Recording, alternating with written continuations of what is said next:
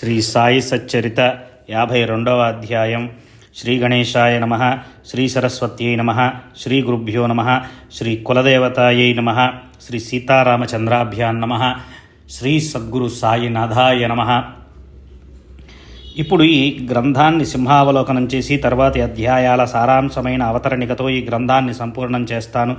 సాయిబాబా శరీరంతో ఉండగా ఆయా సమయాలలో భక్తులకు కలిగిన అనుభవాలను గుర్తుంచుకోవటానికి ఈ గ్రంథాన్ని వ్రాయించి శ్రీ సాయి లీలా మాసపత్రికలో ప్రచురింప చేశారు. పరమ పవిత్రమైన సాయి లీలా పత్రికలో ఇహపరాలను గురించి ప్రబోధించే మన సద్గురు చరిత్రను కథలా పఠించండి.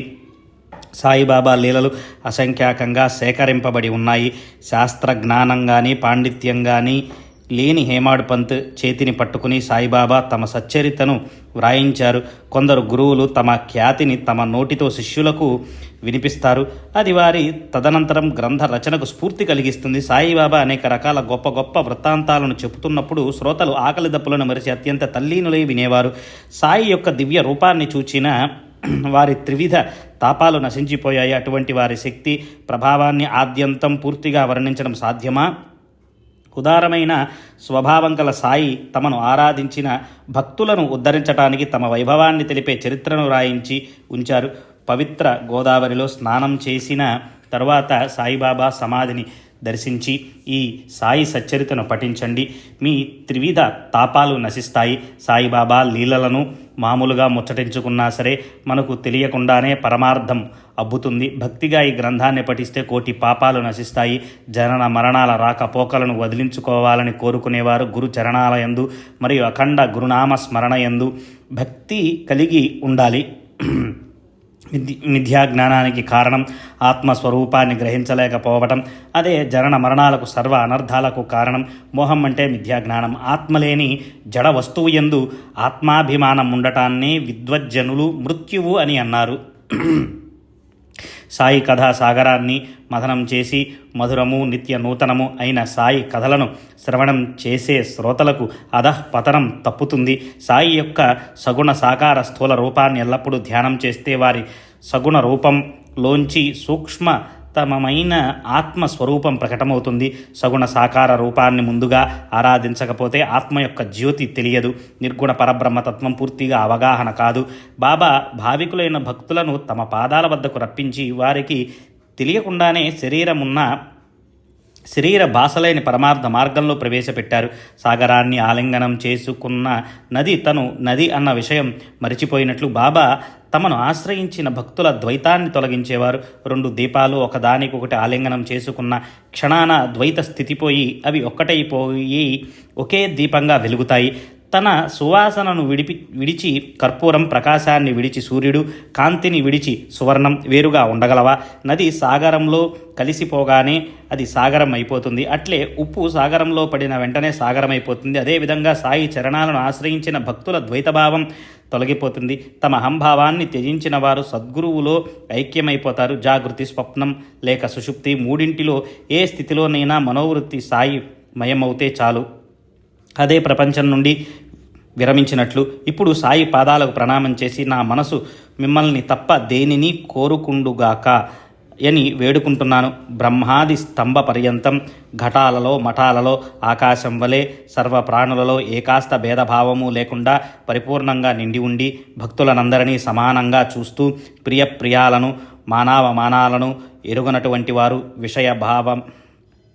విషయం మతాభావం అసలు లేనటువంటి సాయి సమర్థునికి శరణు వేడుచున్నాను. స్మరించే వారి సకల కోరికలను తీర్చే సాయి చరణాలపై శిరస్సు నుంచి కృతార్థుణ్యవుతాను. ఇక సజ్జనులు భక్తశ్రేష్ఠులు అయిన శ్రోతలందరికీ నా ప్రణామాలు. గొప్ప స్నేహితులైన మీరు నా మనవిని వినండి. ఇంతవరకు నెల కొంత సమయాన్ని వినియోగించి ఏ సాయి కథలను విన్నారో వారిని ఒక్క క్షణమైనా మరచిపోకండి. మీరు సాయి కథలను ప్రేమపూర్వకంగా వింటే వక్త అయిన నాకు సాయిబాబా సంతోషాన్ని కలిగిస్తారు. శ్రోతలకు శ్రద్ధ లేకపోతే వక్తకు సంతోషం కలగదు. ఉభయులకు ప్రసన్నత లేకుండా చేసే శ్రవణం వృధాశ్రమ. భవసాగరాన్ని దాటడం పరమ కఠినం. దీనిలో మోహపు అలలు ఎల్లప్పుడూ పొంగుతూ చెడు విచారాలనే తీరాన్ని ఢీకుంటాయి. ధైర్యమనే వృక్షాన్ని పడిపోతాయి. అహంకారమనే గాలి వీచటం వలన సాగరమంతా అల్లకల్లోలం అవుతుంది. దీనిలో క్రోధ ద్వేషాదులనే పెద్ద పెద్ద మొసళ్ళు నిర్భయంగా చోటు చేసుకుని ఉంటాయి. మరియు నేను నాది అన్న మొసళ్ళు, వాసనలు, వికల్పాలు అనే అనేక సుడిగుండాలు, నింద, అసూయ, తిరస్కారం మొదలైన అసంఖ్యాక జలచరాలు సంచరిస్తూ ఉంటాయి. ఇది ఇంతటి భయంకరమైన సాగరమైనప్పటికీ అగస్త్యుని రూపంలో గురువు దీనిని అవపోసన పట్టుతారు. వారి చరణ ధూళికి దాసులైన వారికి లవలేశమైన దీని భయం ఉండదు. అందువలన సద్గురు సాయి సమర్థులు భవసాగరాన్ని దాటించే నౌక అయి వారిని ఆశ్రయించిన వారినందరినీ వారు అవతలి తీరానికి చేర్చుతారు. మహాదుస్తరమైన ఈ భవసాగరాన్ని దాటటానికి సాయి చరణాలను నావగా చేసుకుంటే నిర్భయంగా అవతలి తీరానికి చేర్చుతారు.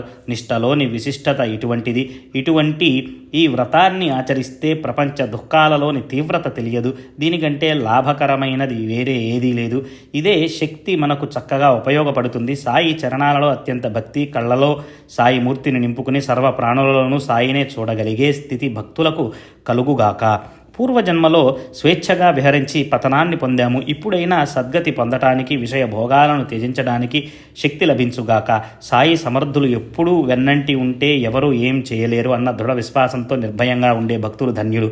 ఇప్పుడు బాబా చరణాలను పట్టుకుని సకల భక్త జనుల కొరకు వారిని ప్రార్థించాలని అనిపిస్తూ ఉంది. ఈ గ్రంథం అందరి గృహాలలో ఉండాలి. కారణం దీని నిత్య నియమంగా భక్తితో పారాయణ చేసే వారి కష్టాలు నివారింపబడతాయి. శుచిర్భూతులై భక్తి శ్రద్ధలతో ఈ గ్రంథాన్ని 7 రోజులలో పఠించిన వారి అరిష్టాలు తొలగిపోతాయి. ఇది ఆధ్యాత్మిక దారంతో అల్లబడినది. శ్రీకృష్ణుడు మరియు బ్రహ్మ యొక్క కథలతో నిండి ఉంది. బ్రహ్మాత్మీక రసపూరితమైనది.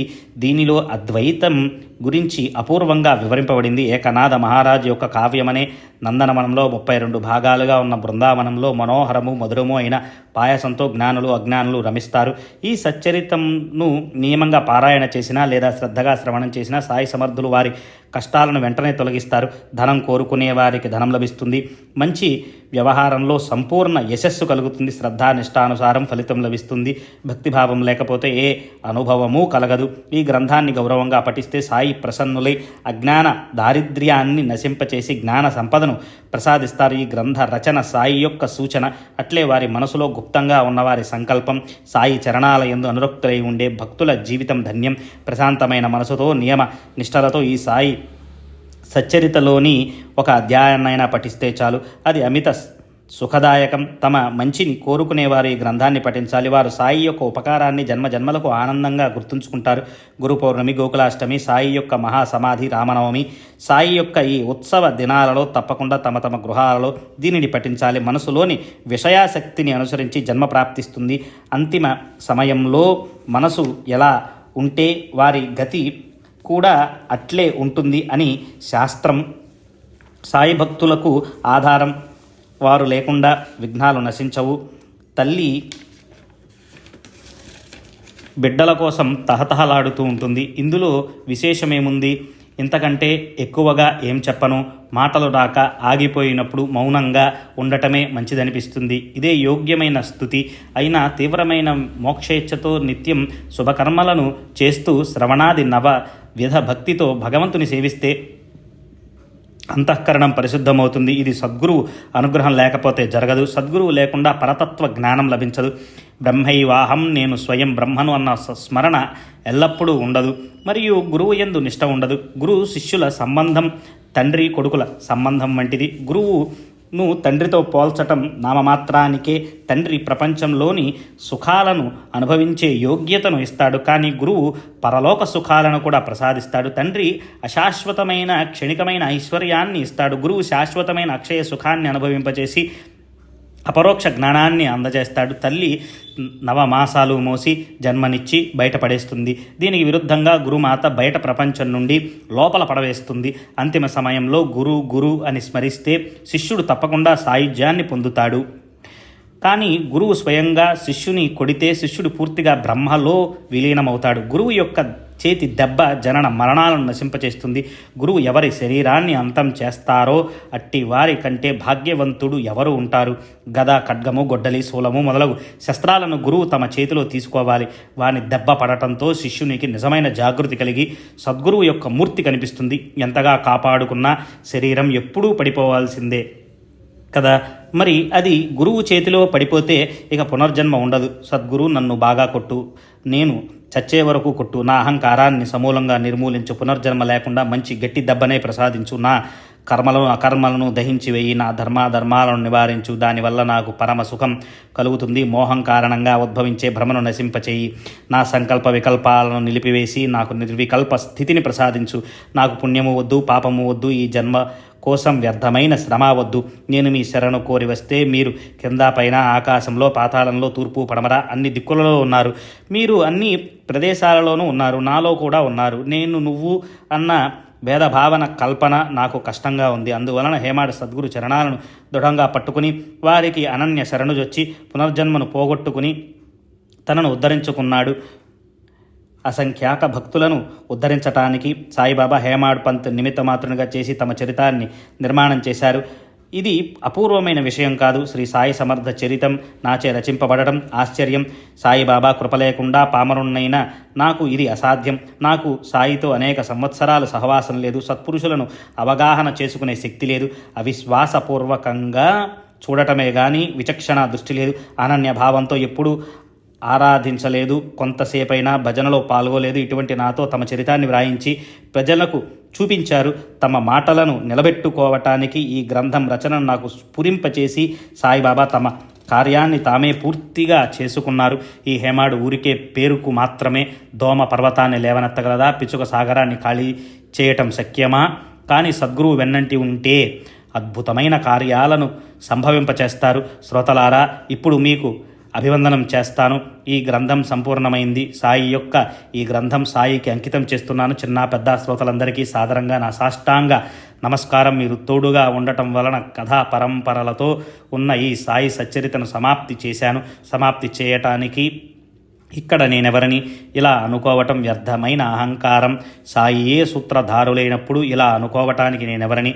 దుఃఖానికి మూల కారణమైన ఈ అభిమానాన్ని త్యజించి గురువు యొక్క గుణాలను పదే పదే గానం చేస్తాను. అంతఃకరణానికి బోధప్రదమైన ఈ వాగ్ యజ్ఞాన్ని సమాప్తి చేస్తాను. ఇక్కడితో ఈ గ్రంథం పూర్తి అయ్యి సాయి కార్యం పూర్తి అయింది. నా మనోభీష్టం కూడా పూర్తి అయ్యి నేను కృతార్థున్నయ్యాను.